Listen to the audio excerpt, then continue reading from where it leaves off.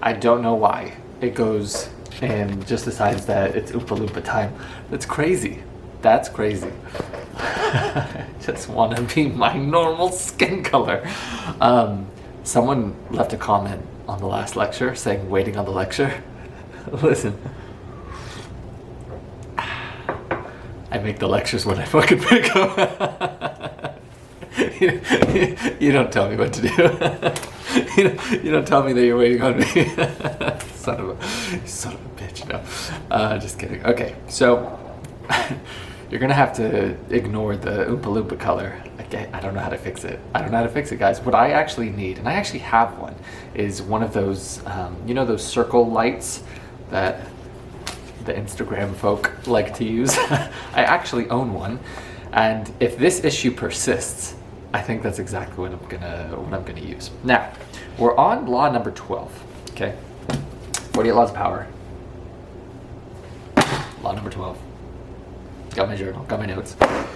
And it's use selective honesty and generosity to disarm your victim. Now, this is gonna be a very, very, very, very, very honest lecture. We're gonna go over my abusive relationship. We're gonna go over other people's abusive relationships, why people stay in them. And we're gonna get at the heart of manipulation, of abuse, of love, the whole gambit. Why do people stay in relationships that they shouldn't? How do people get manipulated and abused for years and years and years and years? We're gonna give you all the tricks, all the tips, no. We're gonna give you all of the tools for pattern recognition so that you can catch yourself when you see, oh, I'm in one. Oh, this is why this relationship that I've been in has perpetuated for so many years. I want you to think about, at the start of this lecture, what happens when you put a frog into boiling water. What does it do? Jumps right out. But if you put it into room temperature water and then you slowly cook it over time, right, to a boil, what happens? It dies. So, I'm gonna give you a lot of analogies, gonna give you a lot of stories. But with that, welcome to Ratliff University. This is law number 12 of Robert Greene's The 48 Laws of Power. My name is Professor Tarek Haux. Here we go. Shall we begin? All right. So, quote from the book. One sincere and honest move will cover dozens of dishonest ones. And I put abusive, manipulative relationships, the puppies. All right. I learned this story from a coworker that I had when I worked as a personal trainer. And she said, okay, there's 3 rooms, right? And there's puppies in each of the rooms, okay? And they have these test subjects, like these testers, these lab scientists, and they're performing tests on the puppies. Ignore my Oompa Loompa orange skin, okay? In the first room, all they do is abuse them. As in, they yell at them, they beat them, they don't give them treats, they starve them, they abuse the god of them. Okay, that's all the known world of the first room of puppies. Okay. In the second room, they do the complete opposite. They shower them with love. They shower them with kisses and cuddles and affection and compliments. I don't know if you can compliment a dog. Sure you can. Treats, pets, just showering them with love. Okay. In the third room, the test subject people in the lab coats, they mix it up. Sometimes they'll give them love, sometimes they'll give them abuse, sometimes they'll give them cuddles and treats and caresses, sometimes they'll yell at them, and then they'll just beat them with a stick. Out of the 3 rooms, and I did this video on Instagram many, many years ago, but I love that I'm able to do it here. Which room do you think the puppies craved the attention, the validation, the approval from their master? When I would do this test, this little hypothesis, the answer that everyone would always give, including myself when this was first proposed to me, was the first room. Surely, the one where they just get abused. Surely, because their love tank is so depleted, they're craving, something good from the master. No, it's the room where they mix it up. And This, when you extrapolate this example, you'll come to see very quickly once I disseminate it for you, why people stay in abusive relationships for years and years and years and years on end. As in, I want you to think back to when, if any of you watching this have a history of an abusive relationship, which I've coached, like this color, nice, stay this way, camera, you son of a bitch. I've coached many people and had many conversations, many candid, honest, open, vulnerable, transparent conversations with people from all over the world about healing and about discussing past trauma, if they have the courage to be open, to be vulnerable. And typically, it's seldom the case where they're not with me, because after having a very short conversation with me, you get the vibe that this sensation, the feeling, and it changed back. I hate this. I need a producer. That you're not going to be met with judgment or criticism or condemnation, because we're on the same path. We're all just looking to heal. We're all just looking to improve. We're all just looking to grow. But in those conversations, we would get to the beginning of the relationship, because I would ask, how was it in the beginning? Because was it always this way? Curious question. And the answer was like, no. He used to take me on dates. He used to buy me flowers. He used to send me good morning texts. He used to give me compliments. And then slowly but surely, like that frog, over time, they exemplify, they enact out, they embody this law, which is use selective honesty and generosity to disarm your victim. And so what would happen is over time, they would start to implore their little manipulations. It could be verbal, it could be emotionally manipulative, it could be physical, it could be sexual. I have a history with myself with emotional and verbal, and it's an example I'm going to give you in this lecture today. And I have a history of dating people who have a history of sexual abuse and physical abuse, as well as verbal abuse. And the common theme of all of them was the puppy study, as in they would abuse, whether that was gaslighting, whether that was emotional projection, whether that was emotional manipulation, whether that was physical abuse or sexual assault. And after they would commit those forms of abuses, they would do one thing that would make their victim forgive and forget, that would make them rationalize and justify their behavior. And they would do it to such perfection. And they're toxic motherfuckers. I'm not supposed to use profanity in this lecture, so I'm going to try to limit it. They're so professional at spinning a victim narrative that these snakes actually have the capacity to make you feel bad for their treachery, for their atrocity, for their abuse.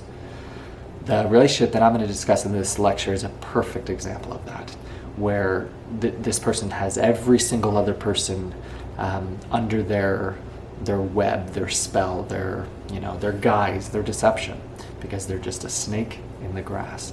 And I know so many women, unfortunately, who have been met by men, who have been on the other side of relationships with men, who do that same thing, where they'll show you nothing but neglect, nothing but making you feel very, very hard to love, nothing but criticism, nothing but name calling, nothing but gaslighting. Gaslighting means when you're angry all the time, and then you say something like, you're always angry, to the other person, right? As in, you're putting a smoke screen, taking the spotlight off of yourself for the very actions that you're doing and shining on them. And then they do a mental 180. They're like, wait, am I angry all the time? And you can actually confuse them, especially when you're a professional victim, to the point where some people are so good at this. My oldest brother's a great example. I know countless people, whether I've dated them, friends I've met, people I've met traveling the world, they're so good. They're such a professional victim rat that they actually have the ability to make their victim, the person who they're enacting their abuse on, feel sorry for them. And what does that allow them to do? It allows them to continue the behavior, continue the pattern. And so the way that you break it is by pattern recognition. As in, if you're not cognizant of what they're doing, then, like it says, by using selective honesty and generosity to disarm your victim. And then there's a quote in here: once your selective honesty opens a hole in their armor, you can deceive and manipulate them at will. And I don't want to go on too many tangents, but I'll give you one perfect example of a woman who, she used to be my best friend. And I coached her through her abusive relationship. And I told her, we were sitting in her car one day, and I said, you know, I've helped countless people with what you're going through right now. Once I found out that she was in a sexually and physically abusive relationship, and verbally. And I said, I've never helped you because you've never asked for it. And I'm not in the business of giving people unsolicited, unasked for advice. And so I asked her point blank, just transparent, straight up. I said, do you want help? And she was like combating her tears, and she was like, and then I was like, it's gonna hurt what I'm gonna tell you, but we can just rip it off. And she braced herself. And I loved it so much. And this is why I love helping people who want to help themselves, because it takes the utmost courage. And she gave me a look of like determination, like I want to break through this, right? I want to escape my abusive relationship that I feel so trapped in. And so I just asked her very simple questions. I said, your ex that has done these things to you, I said, you're not talking to him anymore, right? Knowing the answer. And she was like, no. Well, you know, we talk to each other, you know, once or a few times a week. I was like, okay. And I said, but this guy who did, and I said, you know, this, and this to you. I said, you're not seeing them, are you? And she's like, no. Well, you know, we see each other, you know, maybe once a week or something, right? No, but we're broken up. And I was like, okay. But this guy who's done these things to you, you're not still sleeping with him, right? And she was like, no. Well, and then I was like, okay. And I told her something, and it's a quote that needs to be predicated in this university. What you tolerate is how you teach others how to treat you. And I spelled that out for her very slowly. And I said, so let me get this straight. This guy has hit you. He's beaten you. He's sexually abused you. He's verbally, emotionally manipulated you, gaslighted you, whatever. All of the above, right? Not A, B, or C, but D. All of the above. And you disregard, you justify, you rationalize, right? And then you reward his very behavior with sex. Let me ask you something. Why I said I wasn't going to use profanity, we're going to. Why the fuck, if I was him, would I stop? I'm the abuser, I'm the guy, right? Like a child that you reward their bad behavior with a piece of candy. The guy, right? Wait, if I do this to her, and this to her, and this to her, I'm gonna get rewarded with sex? Why the fuck would I stop? And I told her this. I said, not only is what you're doing a decision, I said it's your fault. I said, because of the very behavior that you're tolerating, because of the very behavior that you're rewarding. And that was the Band-Aid that I had to rip off of her, is that idea. What you tolerate is how you teach others how to treat you. If you tolerate their garbage, if you don't call it out, if you don't file the report, if you don't elicit help, right? You're conditioning the behavior. You're conditioning their behavior by teaching them that not only is it okay, but that they're going to be rewarded if they continue. So put yourself in their shoes. Why would I stop? Not I. I was the perpetrator in that analogy. Why would they stop?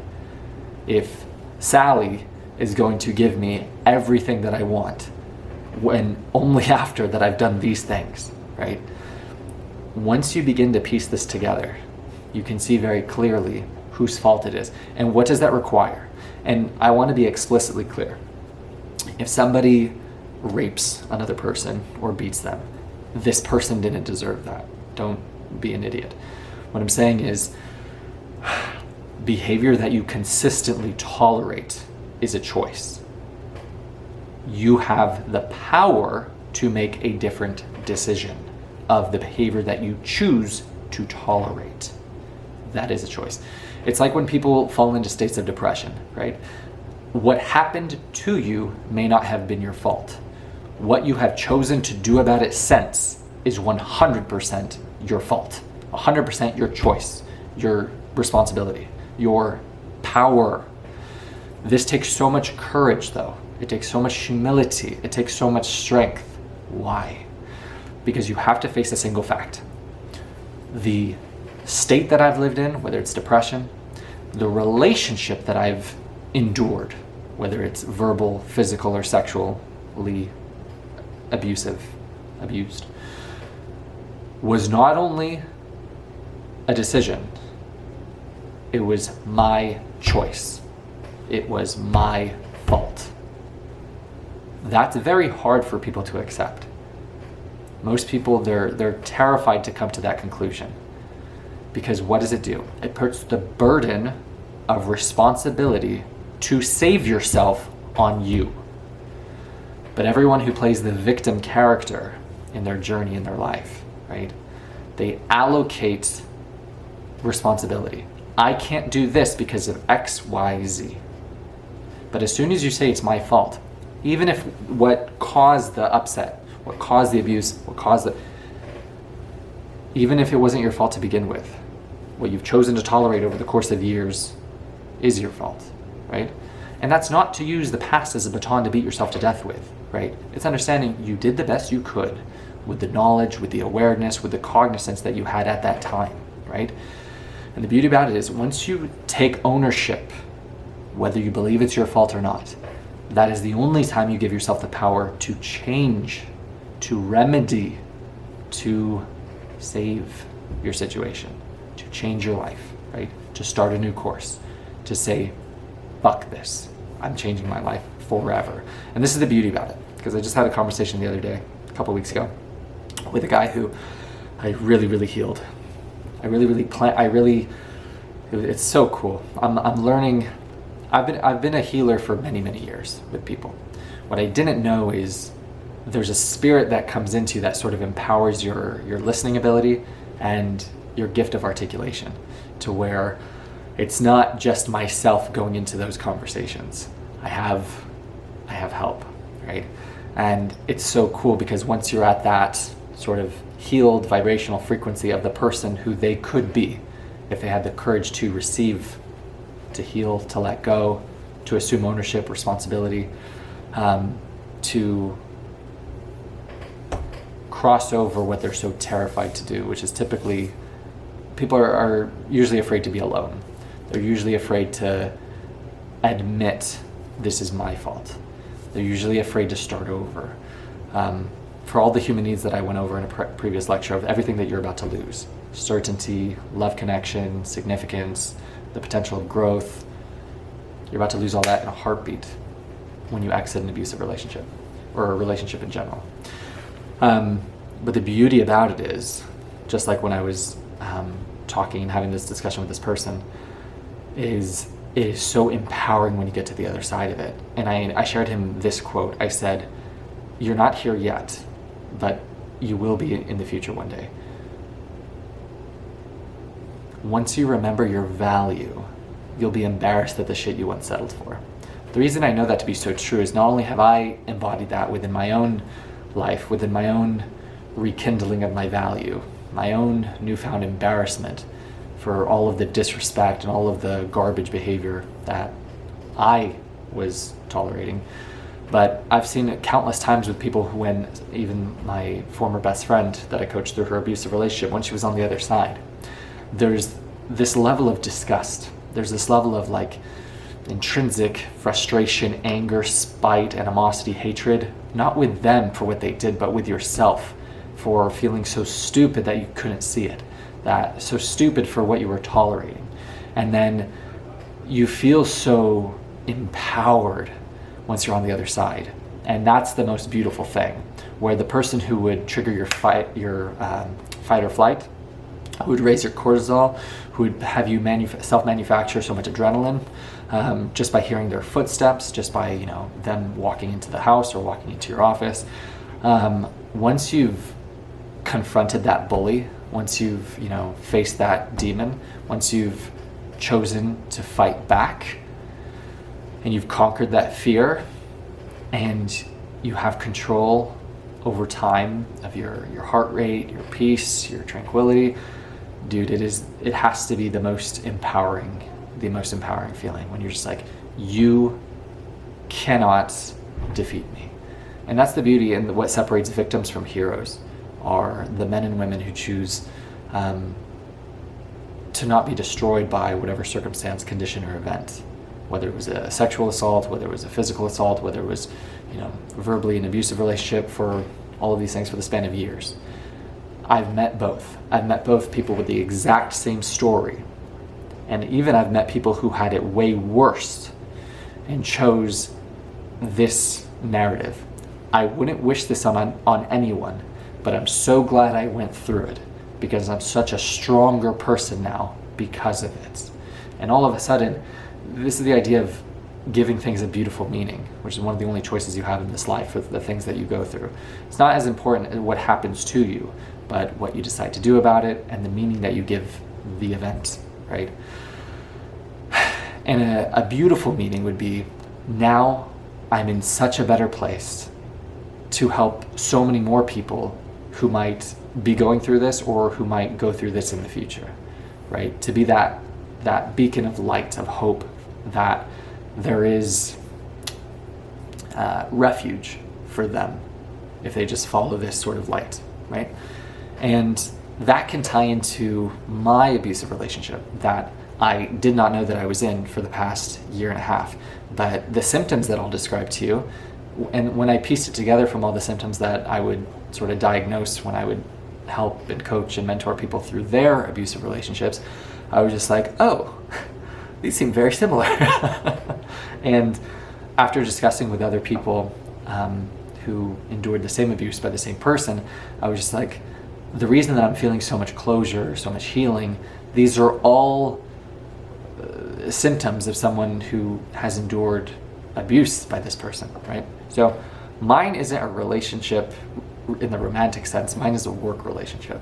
So for the past year and a half, I have had by far the most emotionally and verbally abusive and manipulative boss, and therefore relationship, that I've ever had in my life. And I am someone who has an unparalleled ability to tolerate stress. So I didn't think anything of it to begin with. I didn't think anything of the heart palpitations that I was having, the adrenaline that I was manufacturing, the perpetual state of fight or flight that I was having, the time in my life where I didn't want to live anymore, just the times where I would console myself, like I would literally be laying on my bed and I would say, it's okay, sweetheart. Shh, it's okay. Like I would literally say those words to myself. And I'd be driving home screaming at the top of my lungs in my car, just livid, just furious, and I never connected it with this single person. It was always an upset with my current circumstance or bank balance or debt balance or relationship status or what have you. Did not think about this person at all. But then the straw that broke the camel's back was my current superior. She tried to sell me, like throw me under the bus, throw me to the wolves, in an HR meeting where she was spinning a lie of a narrative to one thing, and then she was trying to essentially move the needle to sort of get me fired for just garbage accusations. And the way that she was saying it, I lost 100% of the shred of respect that I had left for this person.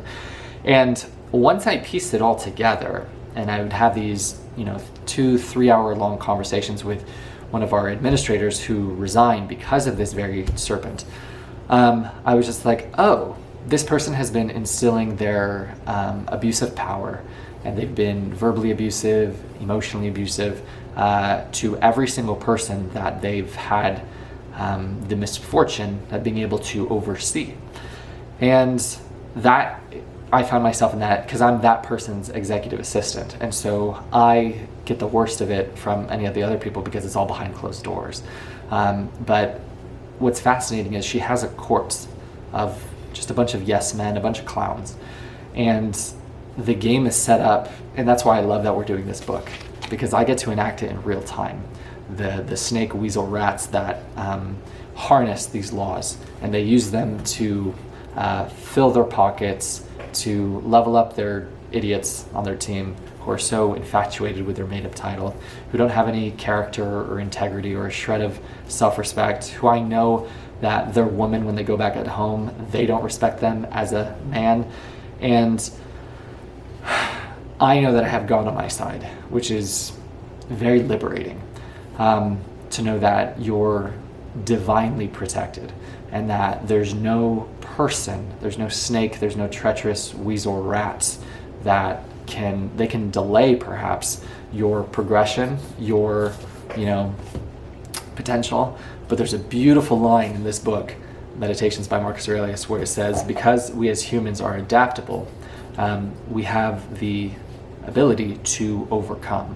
And in that sense, the obstacle becomes the way. And I love that so much. And as horrific and abusive and manipulative and treacherous as my serpent of a superior has been to not just me, but to countless other people, who the casualty are the teachers and who are the students at the end of the day, which is incredibly unfortunate for this sick child's ego and stupidity. And I learned when they showed me their cards in that HR meeting that between the two of us, they're only my leader by title, and I'm actually the leader between us. And so that's where the whole game of working the rat life gets flipped upside down. And I had this conversation with Kathy. I said, I'm the alpha in the room. And it's so, like, you gotta understand, I have managers and directors and administrators and assistant superintendents and superintendents who all should be leaders, but they're not. They're idiots. They're clowns. They're serpents. They're treacherous. They're manipulative. They're abusive. They're toxic. They gossip. They're snakes.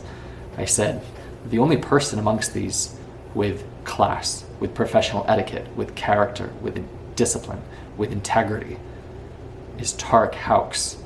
And everyone who's non-management, they know that. And the one who has the courage to speak. There was a scene the other day where everybody, and this is, I'll give you an example of her treachery and her toxicity. People who she finds her better, her competitor, people who she doesn't want to see win because she's threatened by them, because she's a child, she will allow disrespect to persist. And so imagine this, imagine a meeting of 20 people and another person is trying to talk, the second highest of all the titles. And this person sitting right next to me is just sitting there idly while everyone in the entire room is speaking with just over this person while they're trying to talk, and it's their meeting, right? And I couldn't take it anymore, and I said, would everyone who's not, and I listed her name, please stop talking. Thank you. And then the room went quiet. The next day, that was on Friday, the following Tuesday, I get reported to HR for my outburst. And I was reported by a person in her court. And the reason that I know that is because a lot of people, a big mistake that a lot of people have made in my journey is presuming to be smarter than myself. And she's one of them. And it's hilarious how people who don't match your intellect think they can pull the wool over your eyes.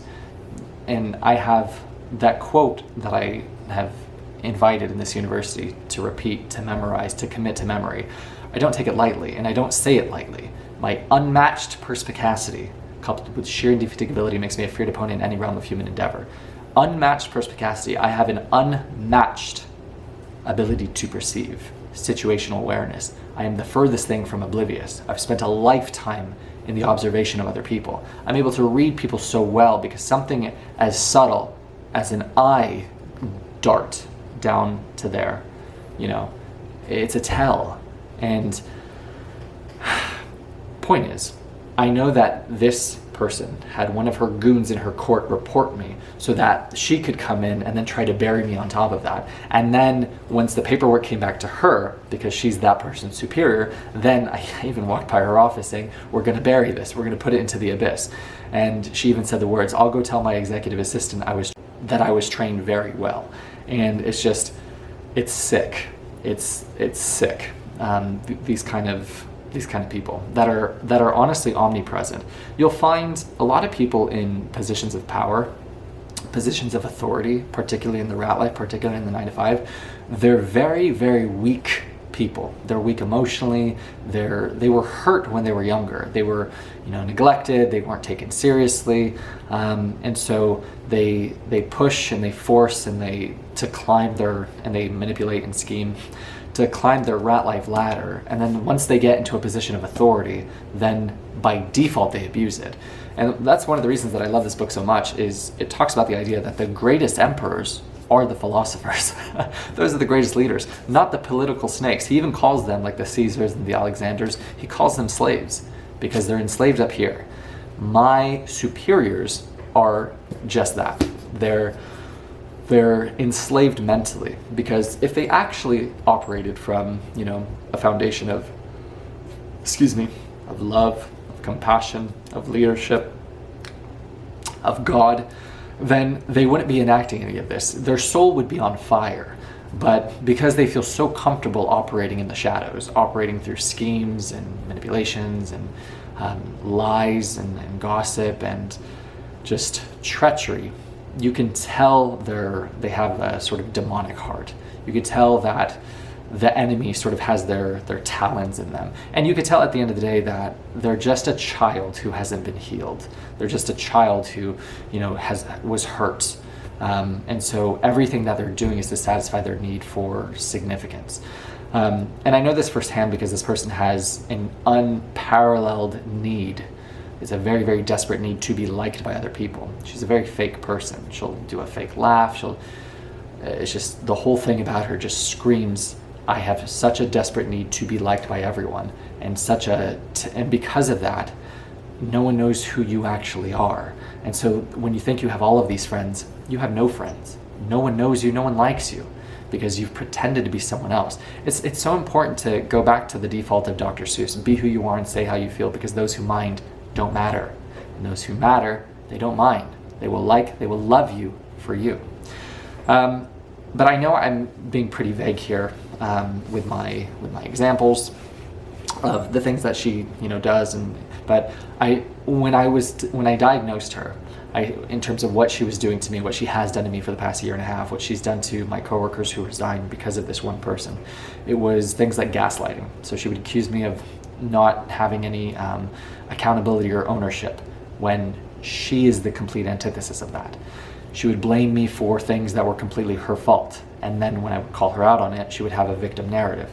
She would gaslight. So by saying you don't have accountability or ownership when she was the one lacking that. So she would do emotional projection. She would speak to you in a way that was completely unprofessional, completely not reflective of someone with her title. Like a child throwing a tantrum. And I can give you a perfect example. Come into her office, she's throwing one of her tantrums, and then I call her out on it and tell her exactly what she's doing, and she was like, wait, I'm ready now. Can we start over, please? Give me another chance. And I was just like, this person is my boss's boss, acting like a fucking child.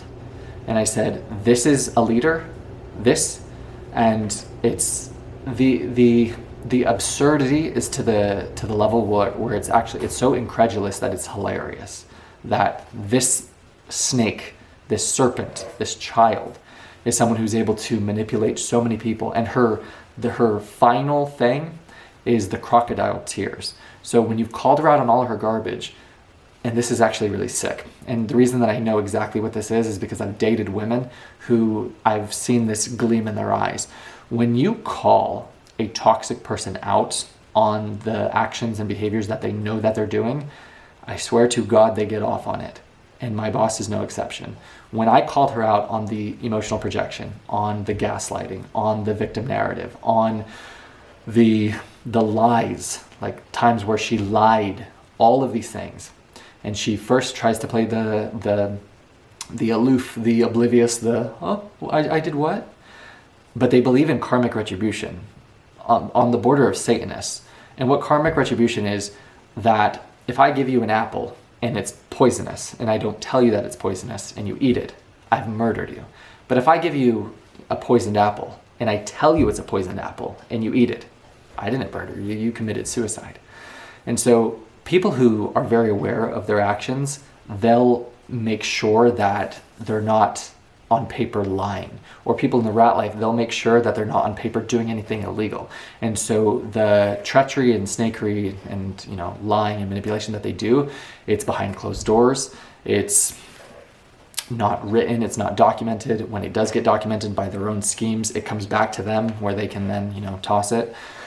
So but when I call her on all these things, just like a woman that comes to my mind, and just like when I called her out on all of her garbage, you see this sinister smile creep across their face.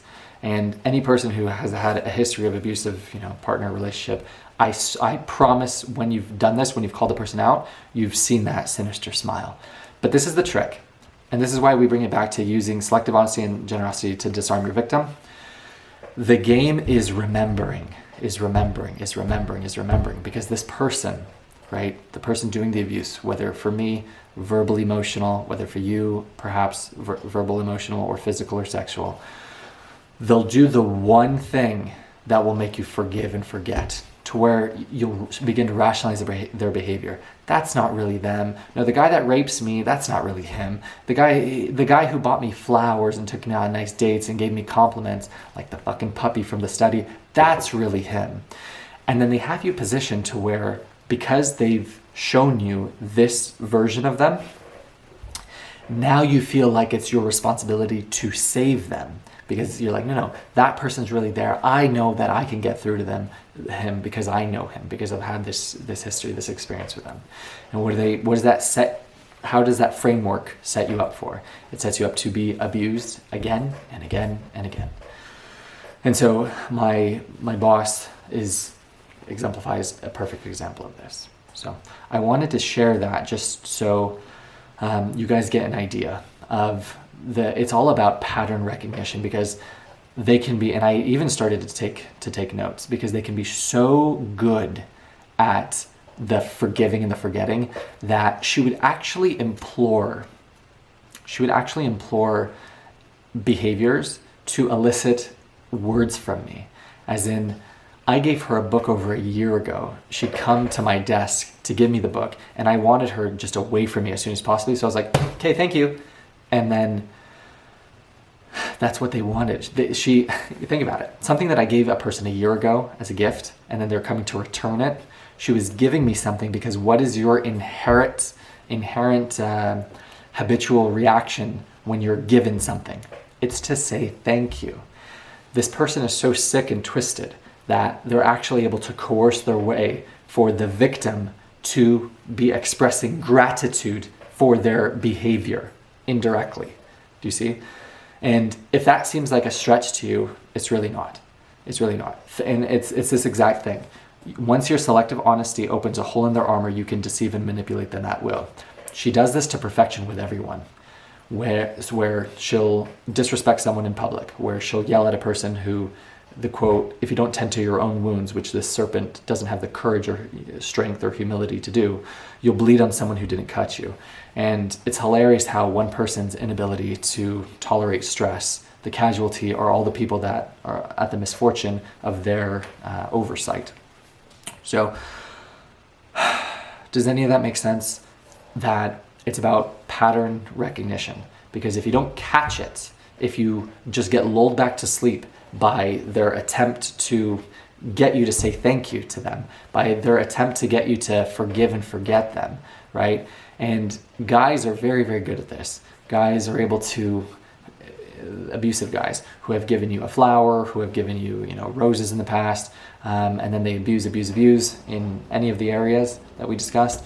One bouquet of flowers or one good morning text or one compliment, and I know this, and any person who has experienced abusive relationships can attest to this, will make you forget and make you rationalize weeks and weeks and months of horrific behavior. And then what do, right? Just like that puppy, you come back after they've cheated on you, after they've lied to you, after they gaslighted you, after they've verbally projected onto you their insecurities, their fears, their limiting beliefs, all of their bullshit. And what do? You go back, you forgive, you forget, you reward. You reward with sex. You reward with sexual access. And so you condition their behavior, because what does that condition this rat to do? If I treat her or him like this is going to be the result.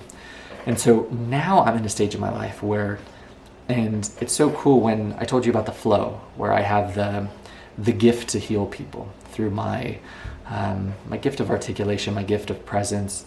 I'm a healer. I've healed people for over a decade now. And the beauty about that flow is it goes both ways. So when I was healing, his name's Adam, one of my coworkers, a couple weeks ago, on all the disrespect that he was tolerating within his relationships, it cast a mirror on what disrespect I was tolerating within my own professional, you should be calling it a professional, working relationship. To where now I don't do that, I don't tolerate that garbage anymore. Now I can see through the veil. Now, and the reason that I shared with you that it's a symptom of someone who's been in an abusive relationship is this was the vernacular that me and so many coworkers were using. Is it just me? Is it just me? Is it in my head? Am I just, am I too sensitive? Am I too this? And then when you talk to the people who are on the other side who feel so much healing, who feel the same, fight or flight, the same, adrenaline and cortisol and states of either depression or just, not wanting to live anymore. For me, with my heart issues that I thought was, nicotine or caffeine induced, it's like, no, it's you being in a perpetual cortisol drip from feeling, unsafe, from being in this horrifically toxic, abusive environment for a year and a half right now. And so that is what induced those super, super, super severe ER visits from March and April, where I literally thought that I was going to die. And so when you all piece it all together, it's just like, oh, wait, it's not this, it's not this stress, it's no, you've just been in an abusive relationship for the past year and a half by a piece of shit. So I know we said we were going to keep profanity to a minimum, to a low, and I honestly want to do that just because I don't want to derail the message, especially for people who have endured far worse. And I'm not one to complain about my my circumstance, my working thing, my work, current circumstance, because I have the best cognizance of perspective. I know any person who's watching this, especially with how I'm going to title it in my Instagram post, my abusive relationship.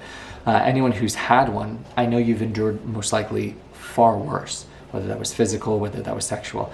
And so I know just from even when I would train, cancer patients, or when I would, have discussions or mentor or coach people who have been through abusive relationships, and be their support. I know that so many people have been through so much worse than me that I don't have the audacity to complain about my situation. And we all have our own, crosses to bear. And we're all going through our own battle, our own struggle that, you know nothing about. And so I'm offering these ideas for granting other people compassion, but granting yourself compassion. Because when I would talk with people who have been through these things, their first default software is, and just like I experienced all these symptoms, was the anger, the rage, the animosity towards this serpent, right? But then you turn that on yourself for the behavior that you've been tolerating once you have the strength and humility to assume ownership that their behavior is your fault because you chose to tolerate it. And I could use the excuse that, just like so many of my coworkers use, that we don't want to get fired, so it's best to just stay quiet. But what I learned when I was the only one who stood up amidst that whole room of disrespect that I actually got reported to HR for by one of her goons in her court, which it all ties in with this book, is you will never be not rewarded in the eyes of God by doing the right thing, by speaking the truth, by having the courage to stand up and do what's right amidst an entire room's cowardice. So I have no qualms getting fired, losing a job, whatever, when it comes to integrity. And I shared this in one of the first lectures when my weasel rat, superior, he only has the director title, when he tried to pull this garbage onto me. I stood up to him from the jump to where it's very clear who the leader is between us, but that's man to man, you know what I'm saying? To where I intimidated him so much that I actually made him afraid. And it's a fantastic framework to set. And guys do this, and I learned this when I worked my graveyard shift at Amazon. These chihuahuas, these little runts, will test to see how much disrespect that they can get away with. And if you, in the book, one of our first books that we read, Make Your Bed by Admiral William McRaven, if you just stand up to the bullies, all you have to do is do that one time to let them know the behavior that you do not tolerate. Because once you do that, that's the precedent that you set. But because I set such a poor precedent with my overall boss, superior, I conditioned her behavior. Do you see? I, suggested by the behavior that I was tolerating that it was okay, And the beauty about it is now it's no longer. So now she'll try to do her manipulation, she'll try to do her schemes, and I can see right through it. And when you go into the rat life, into the workplace, you're wearing on so many masks, right? But a person can't hide from the behavior that you're shining a light on every time that they do it, just by your refusal to be pushed around anymore. And so it takes a lot of courage. It takes a lot of courage to stand up to these serpents, to these bullies, to these demons, man. But as soon as you do, slowly but surely, you'll give yourself momentum. You'll give yourself empowerment. You'll give yourself the power to remedy, to heal, to change, to survive, right? To overcome. And the beauty about it is your hero's story, your hero's journey will one day be another person's survival guide. And so anyone who's watching this, who's been through, endured, an abusive relationship, you're not alone, man. You're not alone, and it's perpetually going to be okay, because the only person who can stop your potential, your nature's design, is you, no other person, And so that's why it takes courage, and that's all it is. It takes the courage to pursue. That could be filing a police report, that could be breaking up with them, that could be moving out with them. It's terrifying because of everything you're about to lose. You could be losing income if they're a partial provider or an entire provider. You could be losing your home. You could be losing, obviously, the relationship. You could be losing your job. But when you compare and contrast the pros and cons, is your mental health in perpetuity or your life, is it worth it? You know what I'm saying? And you can only push that envelope so far until you say enough. And this is what I talk about, people that you only learn the hard way or the hardest way.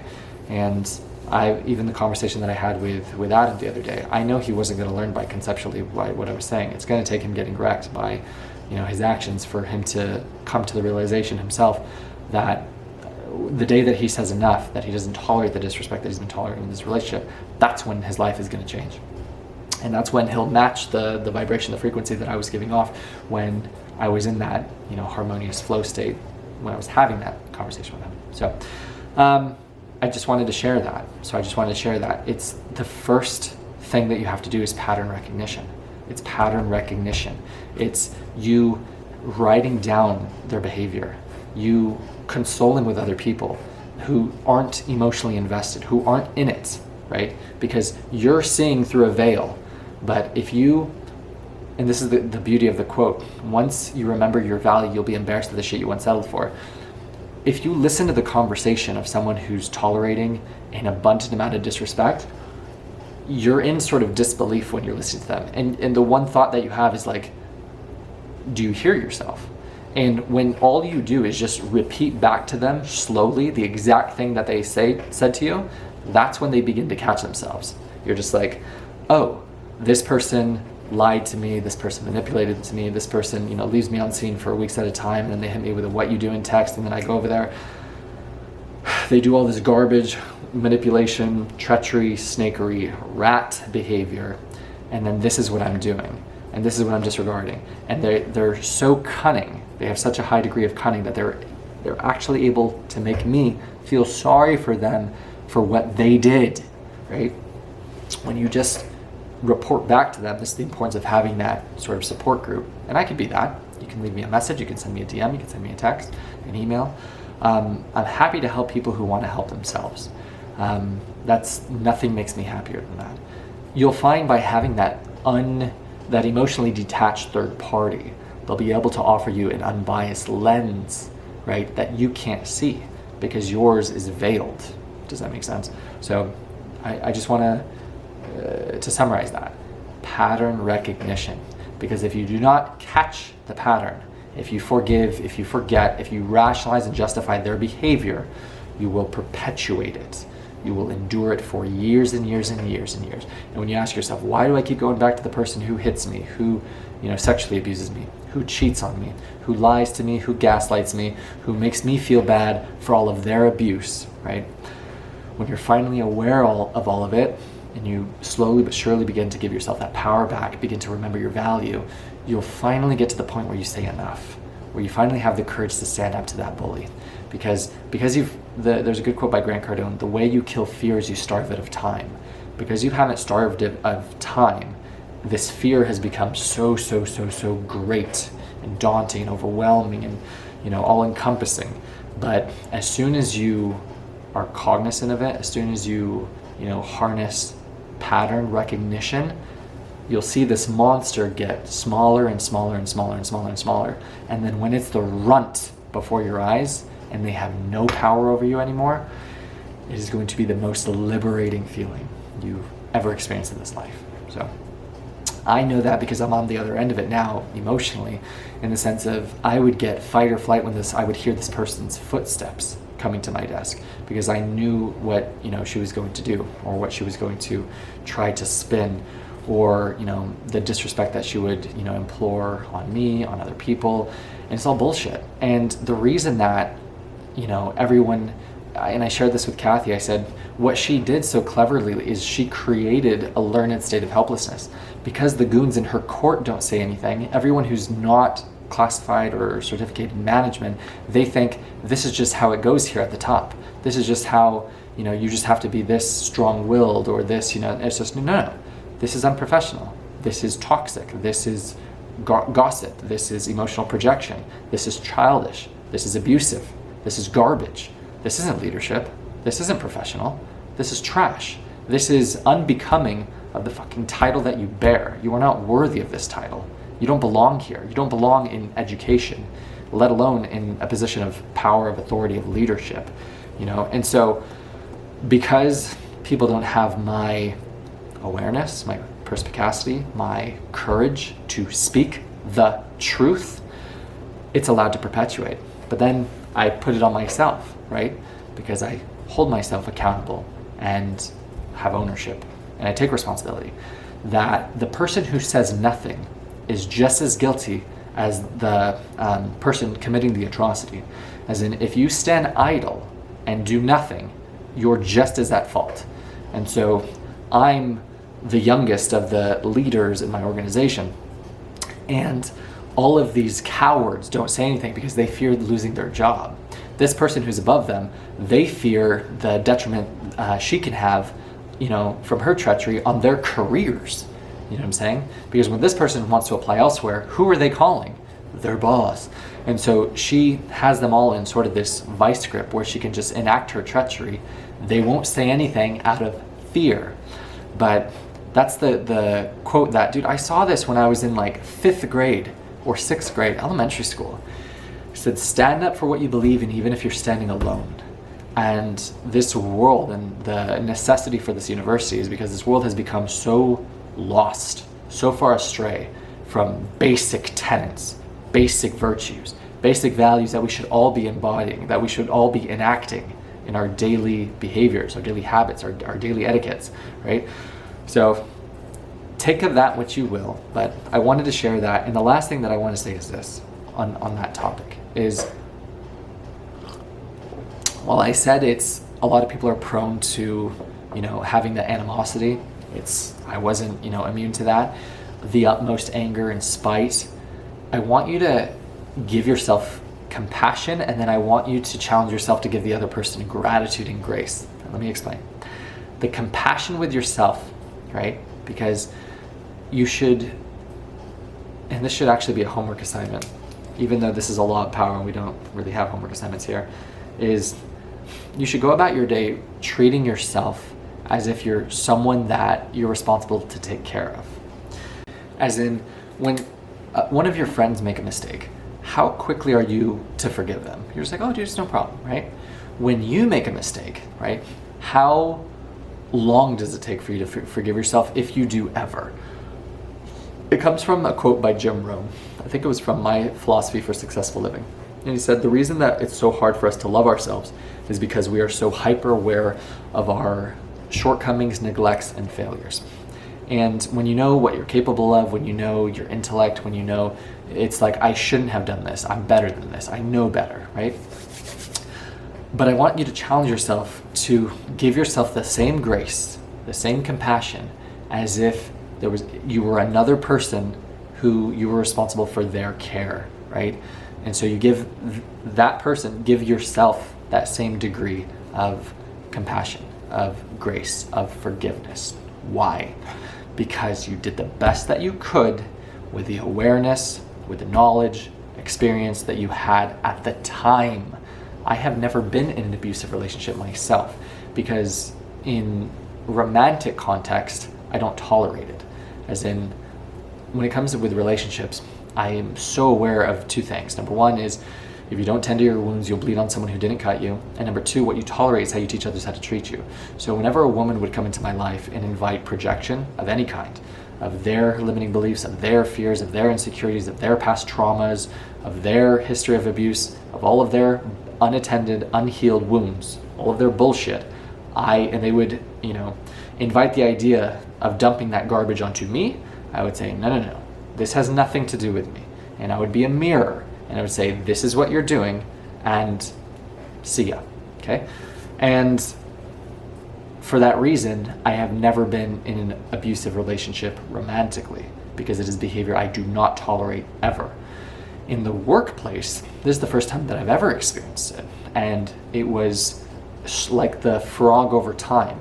It was just a little disrespect here, it was just a little manipulation here, it was just a little lie here, it was just a little gaslighting here, and like the frog, I was boiled over time to where I didn't correlate the action to the symptom, as in the heart palpitations, the cortisol drip, the adrenaline manufacturing, the not wanting to live for a time, the screaming at the top of my lungs in my car, the consoling myself, it's okay, sweetheart, it's okay, shh, it's okay. Like, those were all reflective of someone who's induced or endured a very, very toxic, unhealthy, emotionally and verbally abusive relationship. And what validated it all for me was having the conversations with countless other people who have endured the same, if not greater, abuse by this serpent. And so a lot of you people who are in the romantic context, you won't get that same validation, because unless you know this person's ex or whatever, you won't get it. But the way that you will get the validation is by having the courage to be honest with your situation with someone who's not in it. And it's having the courage to say, I need help. That's what it is at the end of the day. And Kathy was an example. I said, I need to talk to you, and I need to share this, and I think it's this, but you know far better than I. And having the courage to say, I need you, I need help. This is something that I learned, and the girl who comes to mind she's a Brazilian girl named Leticia. One thing that I would always do so poorly with her is I would always make light of my my actual state. So if I was feeling terrible and she's like, hey, how are you? Like, just checking in on me, I would always say fantastic, because I'm such a very positive, optimistic person, and I've always embodied the role as the man that you suck it up. Yeah, if you have a problem, you go talk to a tree, but I learned from Simon Sinek that, and what makes me so happy is when people come to me when they're not okay. I love that so much. I love being there for that person. And Simon Sinek he shared this, and this is something that I've robbed people the joy of. He said, when you're feeling terrible and someone says, hey, are you okay? And you say, oh, great, I'm fantastic. You rob that person of the joy of sitting in the mud with you. And I would do that for so many people, just to, because my default software is optimism and positivity. I didn't know the disservice that I was doing other people by having that, but that's the only lens that I've, been able to operate that has had me perpetually be optimistic through every trial, every turbulence, every adversity that I've endured for a lifetime of abuse, of neglect, of rejection, of failure, of what have you. And so it served me very well. But now that I've regrafted myself back onto nature's design when I once was, isolated, in terms of getting back on social media, opening up to people. Another person, Canadian, Arthur, awesome guy, made man, class act, just learned the piano. Or I didn't know that he knew the piano. It was so cool to find out. I'm teasing him about him needing to have kids soon. He asked me, hey, how are you? How are things? Because I met him when I was in Brazil. And I shared with him that exact same sentiment that normally I would say fantastic. I would say enchanting, stupendous, but I learned that robs other people of the joy of sitting in the mud with me. So I said, I've been miserable. I said, I've been, hating my life, hating my job, I've been in an abusive relationship for the past year and a half, unknowingly. And there was a period of my life where, I didn't want to live, not suicidal, but I didn't want to play the video game anymore.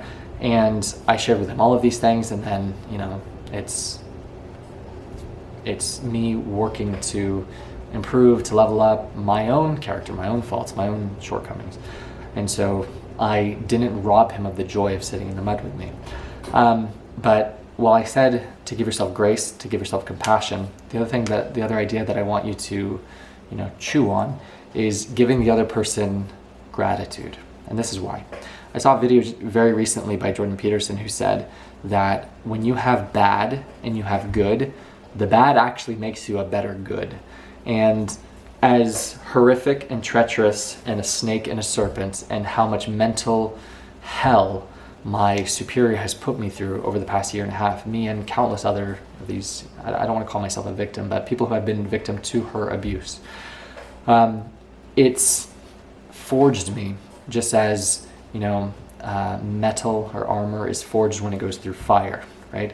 As in, I have an even greater degree of stress tolerance. I have an even greater degree of compassion. I have a greater degree of self-respect from behavior that I'm no longer choosing to tolerate. By her treachery, she's leveled up my character in so many categories. She's ticked off so many stats for me, where I have such a higher degree of emotional stoicism, right? Emotional self-control, a sense of calmness, a sense of responding, not reacting, a sense of situational awareness. She's made me, and this is the greatest gift perhaps, is by giving me now actual experience of what it's like to be in an abusive relationship, to have all of the symptoms that when she would report me for doing something and then make me do the very thing that she reported me for, it reminded, the only thing that I could tie in with it felt like the same sensation as if somebody sexually abused you and then the next day they put their hand on your shoulder. I was experiencing all of the exact same symptoms of someone going through a physical or a sexually abusive relationship. And as horrifically as I've felt through these past, going on a year and a half, now I am that person that I discussed earlier that I wouldn't wish this on anyone, but I'm so glad that I went through it, because now I'm the kind of person who can help other people in an even greater way who are going through the exact same thing. So it just allows me to reach and to heal even more people on their path of healing, of betterment, of awareness, of waking up, of pattern recognition, right? And so I love all of those things. And because of that, it's wishing this person, harboring gratitude for this person, not animosity, not bitterness, not spite, not anger, not frustration, because all of that is a punishment you're giving to yourself for their mistake, right? For their treachery. But if you harbor gratitude, thanking them for the better person that they've made you, then you're starting to piece it together. Then you're seeing that life is happening for you, You know what I'm saying? And then the last thing is understanding that somebody who does that garbage, they're not happy. They're not okay. They're in mental hell. They're so fake and so abusive that when you see that sinister smile in them, they're playing a character.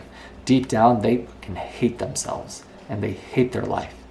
And so, because that's when you sort of have compassion for them, because despite the hell that they've imparted on you, you know that in terms of justice, because I wanted that. I wanted to seek justice and revenge myself for this person. God will take care of it. You don't have to. This person, and I learned this again from Jordan Peterson, no one gets away with anything ever once. In his 25 years of clinical psychology practice, not a single person who has ever gone away with something ever once. And so that is exacerbated when you think about every single person that she has ever abused. So I know that she's going to get what's coming to her, and I don't have to do anything to ensure that that happens. God will see it done. And so I want you to have that same serenity and grace within your own situation, that whatever perpetrator that comes to mind when I'm talking about this, who's induced that hell for you, that mental hell, that, spiritual battle inside, that emotional, turmoil, that, unwillingness to, or where you lose that sort of desire to keep going, where you have the ache where you can't even get out of bed in the morning, which I had for weeks and weeks and weeks at a time. There's hope at the end of the tunnel. Do you know what I'm saying? If you just have the courage to pursue, and you just don't give up. So, and you lean on people. I learned it was so good. I had an audio, I was just driving home, and I was coaching myself through, you just let go, just let go, just let go. I said, just let go, sweetheart, it's okay. And the audio shared with me 3 things that are important for you to do right now is to let go, is to harbor gratitude, and don't isolate. Don't isolate. As in, be present and immerse yourself in the service and discussion and, with other people. And so that's what I've been doing, is whether it's through Instagram, whether that's through YouTube, whether it's through, texting people, reaching out to people, is sort of grafting myself back on to nature's design of what I'm here for, through God's will, which is just to plant trees under whose shade I will never sit around the entire world. Starting with my own circle of influence, and then that sort of slowly but surely expanding, especially as this reaches and reaches more and more students on the path. So the last thing that I wanted to say, in terms of once your selective honesty opens a hole in their armor, you can deceive and manipulate them at will. And the title of this is Use Selective Honesty and Generosity to Disarm your victim. When we talk about people who do these things, people who have been on the other end of abusive relationships, and we talk about pattern recognition, one woman came to mind, and she's actually someone who I still love. I believe she's the person who I asked God one day. I was on a walk, and I said, I asked God to give me a sign that this person's name is written next to mine. And it was a completely overcasty day. And there wasn't, imagine the entire sky was just stormy, just as if Storm from X-Men came down and it was a completely stormy day. And then when I asked that, the sun pierced through at that exact moment, and then it kissed and emblazoned, it kissed the back of my neck, and I felt this warm sensation kiss the back of my neck, and I turned around and there was that single sun piercing through an otherwise completely dark, desolate, stormy sky. And so that was the sort of confirmation that I believe that this person, their name is written next to mine, and that sort of, I don't know if you believe in twin flames or soulmates, or just someone whose name is written next to yours in that celestial hall. I believe that union is sort of inevitable, kind of deal. But as it stands right now, this person wants nothing to do with me, and so circumstances and conditions would give evidence to the contrary.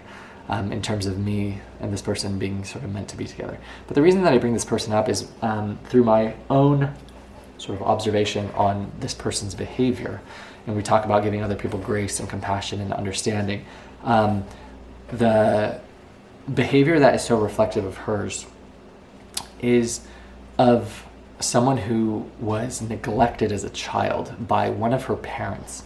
And the reason that I know that is this: when you, as we'll say a healed or a person who, you know, is aware of how powerful their words are to others, you are you take them with great care. And so I never name call other people. And this is to put aside serpents and snakes, because Marcus talks about in meditations to treat people as they deserve, to treat people in kind. So it's, you know, there's nothing wrong with calling out a snake, serpent, for being what they are. What I'm talking about is people committing the atrocity of being irresponsible with their speech, and you know, making a person feel hard to love, making a person feel, you know, unconfident, just putting them down, discouragement, making them feel uncomfortable in their own skin. I don't do any of that. And so I invite effortless love to other people. And I did that for this woman in particular. And the amount of animosity that it was met by me just giving them nothing but kindness and courtesy, respect, consideration, affection, love, it's very indicative of someone who had a history where they had to work so hard for, just like the puppy, for the approval, the validation, the recognition of one of their parents, to where when I offer the idea that they're someone who is effortless to give unconditional love to, they resent you and they hate the idea of that, because what it is you shining a spotlight down on their belief system that I'm not worthy of effortless unconditional love, but I have to work so much harder. It shouldn't be this easy. I have to become more. I have to do more, because I had to when I was a child, trying to get the approval, the love, the affection, like the puppy, the kisses, the treats, the compliments, the attention of that master, of now this parent, right? And so it's fascinating when you put that into context, into when you contextualize it into why do people do the things that they do. And it's allowed me to give this person so much grace and so much understanding and so much sort of forgiveness for their behavior, whether they decide to reach out to me or, you know, or not. It's just, I don't harbor any sort of animosity or resentment, because it's from that movie Good Will Hunting, where he had a history of abuse, history of neglect, and Robin Williams says, it's not your fault. It's not your fault. And that's exactly how I feel. Is so when someone is very, very upset or angry or has so much animosity on me for just offering that idea that no, you're effortless to love unconditionally, and they bleed on you, I understand that they're bleeding on someone who didn't cut them, and I understand that their wounds weren't their fault. Having a shitty parent, having a parent who neglected you, who made you feel hard to love, who made you made you feel like you needed to work so hard for them to give you the slightest time of day, it's gonna bleed in later in life. You know what I mean? Where you feel like you have to work so much harder and become so much more because you're just not enough, because you're not worthy of this, because that's the behavior that they've conditioned, that belief they conditioned by neglecting you, by abusing you, by mistreating you, by making you feel uncomfortable being yourself or not enough being yourself. They condition that belief system that you're not worthy. And I've had that belief system, that limiting belief, since I started my fitness journey with, you know, fitness girls, because I started at 145 pounds at my height of 6'2". And so, and I've had this, and this is, again, it ties into pattern recognition. When I was, you know, I was like, no, once I'm big enough, then I'll be worthy of this girl. And then I would get, you know, big to 200, or at my most like 220, solid 220 pounds. Then all bulked up, my strongest. I'd say, I see the same girl, or, you know, a different version, and I'd say, no, I'm not lean enough. And when I'm lean enough, then I'll be enough. And then when I was lean enough, okay, now I'm not big enough. And so I would always perpetually forego my worthiness and because I thought I was never enough. It wasn't until a woman who I met in Croatia, who planted a seed of belief in me that I was worthy as I am. Like my physique, my leanness, my strength, my bank account, my everything, the job that I have, the debt that I have. You're enough as you are, exactly as you are, every bit about you as you are right now. You don't need to do anything. You don't need to become more to be worthy of this, to be enough for this. You already are. And the beauty about this, in terms of our first book, As a Man Thinketh by James Allen, as soon as you believe it, as soon as you believe actually for yourself, then it becomes true. And so it's something that, even though I conceptually believe now that I am enough, that I am worthy, that I don't have to, I'm not worthy of this woman that I want once I'm earning six figures, or I have this physique, or I have this, car or whatever. But I have to constantly catch myself, in the sense of, because I'll still do that when I'm writing out my timeline and my goals, and when I want to have a relationship when I want to be engaged, married, I'm just like, it's sort of getting tied into when I'm at my leanest, or when I'm at after I do a year bulk and then this cut. Okay, this will be the date, this will be when I'm enough. It's a limiting belief, you know what I'm saying? And so the way that we capture it is pattern recognition. And you're just like, no, you're enough now. And then as soon as you catch it, as soon as you rehearse it, whether that's an affirmation that you have to say, I'm worthy, I'm enough, I'm deserving of unconditional love, as soon as you believe it for yourself, then it's true. Until then, you could say that you're worthy of this, but your behavior would say otherwise. Adam was a perfect example of this.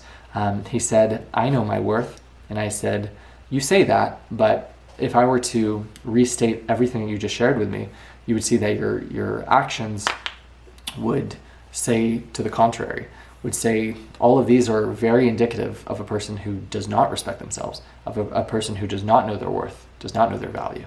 So, and this is the beauty about it, new knowledge, this quote from Jim Rohn, isn't necessarily learning something new. It's learning to behave in a way that we previously haven't behaved. So it's learning to catch the pattern. It's learning to not tolerate disrespect. It's learning to not tolerate abuse. It's learning to, give people the opportunity to sit in the mud with you. It's learning to give people grace and understanding that it's not their fault. And so I'm not going to harbor resentment towards this person, and I'm going to continue giving them love and continue loving them and continue giving them compassion and gratitude, and refusing to tarnish the memory that I have of them, So I hope that helps. I don't want to get teary-eyed writing this or sharing this lecture, but that is something that came to my mind too that I just wanted to share in terms of why people who have a history of abusive relationships, why they might project that trauma onto you. And the best course of action that I've found to sort of combat it, it's just to continue to choose to love them, continue to choose to give them grace and compassion, which requires a lot of humility, to separate yourself, to not take it personally when they bleed on you, so which was one of the rules from the 4 agreements by Don Miguel Ruiz. One of the agreements was don't take it personally, don't make assumptions. So it has nothing to do with you, man.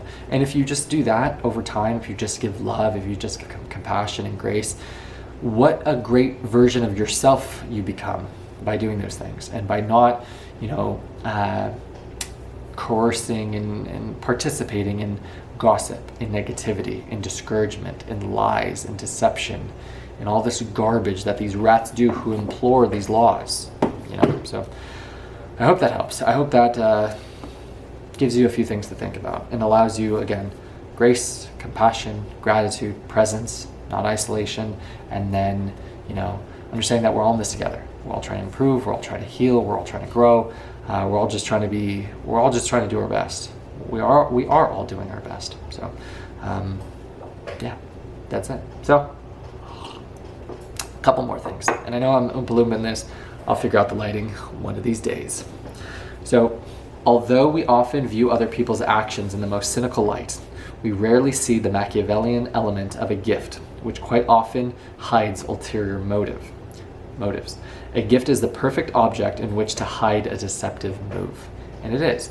Like I said, a gift could be a compliment. It could be a good morning text. It could be a bouquet of flowers. It could be, an act of service. It could be any of your love languages. Those are all gifts. So it could be physical touch. A lot of people reward abusive behavior with that gift. Or vice versa. The person could offer you, physical touch, or you words of affirmation, or you quality time, or you, gifts, actual gifts, or an act of service. To what? To open a hole in your armor, to have you forgive and forget, to lull you back to sleep, to where you'll rationalize and justify their behavior, to where they can deceive and manipulate you at will. When you are about to take, you should give. It was a quote from the book. I liked it, that's why I wrote it down. But I want to invite the idea of what an emotional bank balance, an emotional bank account, and what that is. So I learned this from the book, which is going to be in this university at a later semester, is The 7 Habits of Highly Effective People. And it's an idea of an emotional bank account. And I think it's in other books as well. But the idea is this, that we all have an emotional bank balance, right? We all have one. So imagine here's depleted, here's default, right? Is overdraft, and here's completely exalted, full. So if someone was, rude to you all the time, and then all of a sudden they were nice to you, what would be your first reaction? It would be like that. It'd be that face. What do you want? What are you trying to get from me, right? That's because they have a very deficient balance within their emotional bank balance, their emotional bank account with you, right? They have an account with you, right? You're a bank, and they haven't made deposits of your emotional bank into your emotional bank account. So when they try to take a withdrawal, it's very suspicious. Or when they, are very nice to you, it's very suspicious, because what's your first thought? What are they trying to get from me? Okay. Now let me give you another scenario. Say a person does nothing but give to you. They give you their time, they give you their money, they give you their, help anytime they could. They give you referrals for your business. They help you get laid. Like they give you everything under the sun. They've never asked for anything for you for 5 years. And then all of a sudden, they're like, man, I'm really sorry to bother you, but, I really need this thing. I'm in a pinch. Would you mind? What is your first reaction? Of course, absolutely, say less, bet. I don't know if I'm reaching the Gen Zs in this. I hate the way you people speak. Hopefully this university teaches you to speak English. One of my coworkers talks like that. She'll say that's mid, bet. And I'm just like, please stop talking. Ooh, Alima's a new subscriber, so she'll see that. No, she's not going. Your first reaction is that. Why? Because they've made deposit after deposit after deposit, and so they have such a balance within your emotional bank account. Does that make sense? So that idea, when you're about to take, you should give. You'll notice this. If someone, and this is very schemy and very manipulative, but if someone is a master manipulator, the master at the art of deception, and they can give and give and give and give, to you, little things that don't cost them any time or any money or any efforts or anything, or even they could take credit, to you for something that somebody else did. If they can do that, right, then they're able to manipulate and deceive you when they actually want to get something from you. So again, what is it all about? Pattern recognition. It's about you being awake, about you having unmatched perspicacity, which was one of the first homework assignments for you to memorize. My unmatched perspicacity coupled with sheer indefatigability makes me a feared opponent in any realm of human endeavor. If you have the ability to perceive, if you are aware, if you are present, right, and if you are indefatigable, if you do not give up, it doesn't matter what the realm, what the endeavor is, right, you will be a feared opponent. And that could be in the realm of power within your rat life, as in someone like myself who has courage, who has strength, who isn't afraid to call out the snakes, the treacherous, isn't afraid to stand up for himself, isn't afraid to lose his job, who's now aware, who's now awake, who's now can, has been able to see the curtain, see the wizard behind the curtain, Wizard of Oz. Anyone understand that reference? They're able to see this for what it is, so they're not afraid of it anymore. They're not afraid to stand up to the bully. But if you're not aware of it, then the person will continue their schemes. They'll continue their manipulations. They'll continue to get away with all of the disrespect that you've been tolerating. So I hope that makes sense. That's your emotional bank account. So you'll notice that. Why you feel suspicious of people, it's because they have a very deficient balance with you. Where you feel overjoyed and happy to help them, it's because they've made deposit after deposit after deposit. And it could be something, they could be making deposits into your significance cup by calling you by your name, by giving you a smile, by paying you a compliment. You know what I'm saying? It's this game, there's no end to it. As in, I'm not saying I'm a master at it, but I'm a master observer. And so I've observed human behavior for years now. And people aren't slick. They're not, they think they are, but, they're not. They're not. I'm slicker. Just kidding. Not really. All right. Quote from the book. Nothing in the realm of power is set in stone. That's exactly what I said. In terms of not being slicker, as in there's a million variations and nuances of this book, of these deceptions, of these schemes.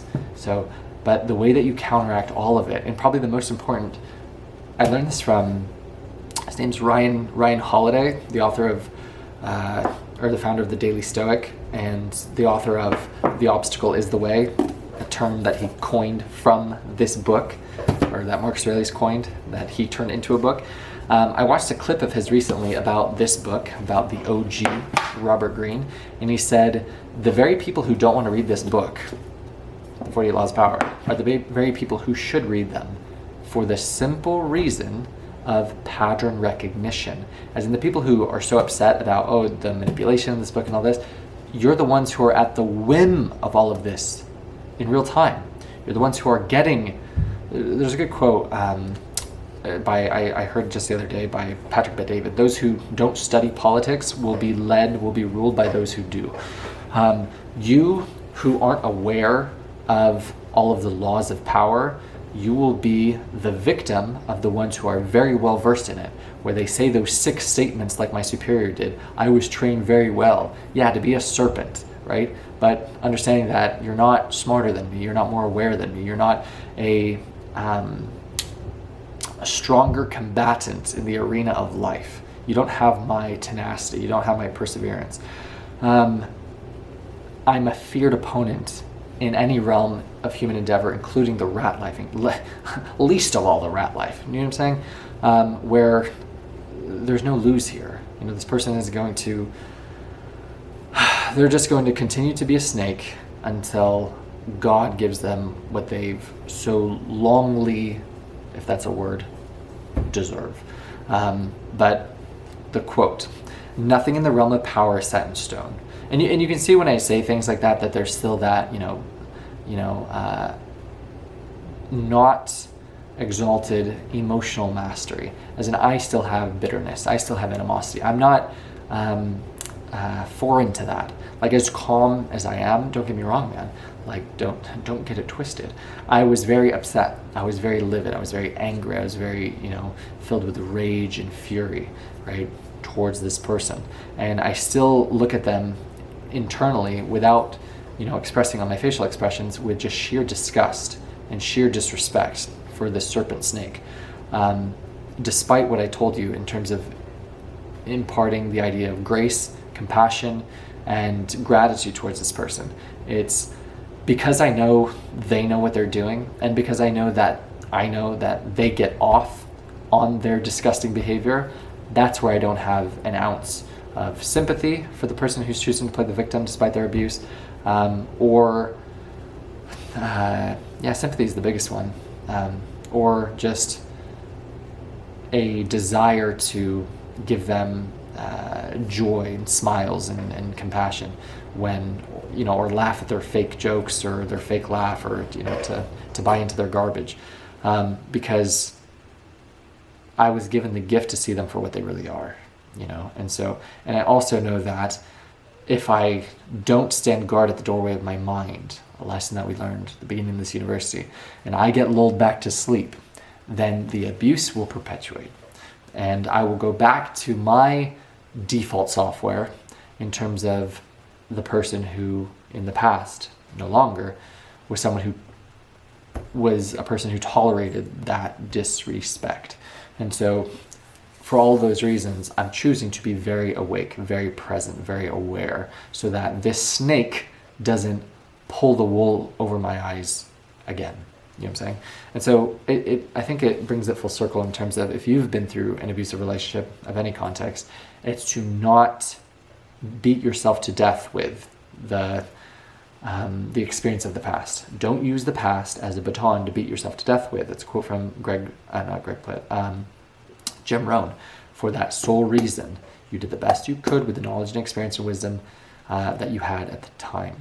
You weren't a student within Rat Life University. You weren't being led by Professor Tarek Hawks. So you didn't have this lens of being able to view your situation from a third party. When you were able to listen in to my personal experience, you're able to put your defenses down because it's not about you, but you're able to indirectly consider, indirectly ponder, indirectly reflect how it applies to you, indirectly heal, indirectly give yourself compassion and grace and understanding. And then you heal, you grow, you overcome. Cool? To finish the quote, I think I did. Nothing in the realm of power is set in stone. Overt deceptiveness sometimes cover your tracks, even making you admired for the honesty of your dishonesty. I just like that quote. As in, somebody who's known for being a treacherous serpent, if they're open and honest, some people you're just like, I respect the transparency. At least they're honest about their dishonesty. Like it's kind of refreshing, you know what I'm saying? Versus the people who insult your intelligence by lying about it, right? And that's something that I would actually appreciate within my serpent. As in, if she just admitted to her treachery, I would appreciate it. But the fact that she knows what she's doing, she gets called out for what she's doing, she gets off on it, and then she doesn't even have the to, own up to it, to not insult your intelligence by this, oh, what did I do, kind of garbage, this runaround, this victim narrative. I would have a degree of respect for them. But the fact that they don't even have the courage to do that, then I harbor not a shred of respect for this person. Does that make sense? That's it. Because the homework assignment was to treat yourself as if you're someone you are responsible to take care of. Wow. We discussed a lot here, but I wanted to share all of that with you guys. So that was law number 12 of this noble quest, of this noble university. This is Rat Life University. What is Rat Life? It starts with belief. What is the belief? I'm worthy. I'm enough. I'm worthy of unconditional love. I'm worthy of success. I'm worthy of my dream partner, traveling the world, starting this business, dream relationship. I said that. You are enough as you are now. It starts with belief. It's not your fault. Believing it's not your fault. Whatever it is that you went through, it is not your fault. Okay. And ownership. Believing that you have the power to change your situation as soon as you say, it's my fault. It's my fault. The state that I've lived in, the abuse that I've endured, the disrespect and garbage that I've tolerated, my fault, right? Not to, make light of whatever the event was, whatever the circumstances, whatever the conditions, or this person's behavior, right? But to give yourself empowerment, to give yourself the power to remedy, to heal, to grow, to transform, to change, to say enough. Okay. Belief and the courage to pursue, to call the person out, to stand up to the bully, to file the report, to file the complaint, to move out, to break up with them, to reach out to someone whose name is Tarek Hawks. The courage, dude, to ask for help, to say I'm not okay, to, give people the opportunity to sit in the mud with you, to not put on the guise that we all do with Instagram, with social media, that, the highlight reel of life, pretending everything is better than it actually is when you're fucking miserable, when you don't want to live anymore. you know? So courage, courage. That's what this university is predicated on. Belief, courage to pursue. That is synonymous with my name, Tariq House. And with that, we're all gonna make it. Next lecture will be book number 22, which one of my angels, Kathy, she gave me. It's called, I think, Creative Visualization by Shari Gaiwan. I might be butchering it, but this was gonna be book number 22, but she gave me that and I promised her I was gonna read it. So this will be 23, Psycho 7. Till next time.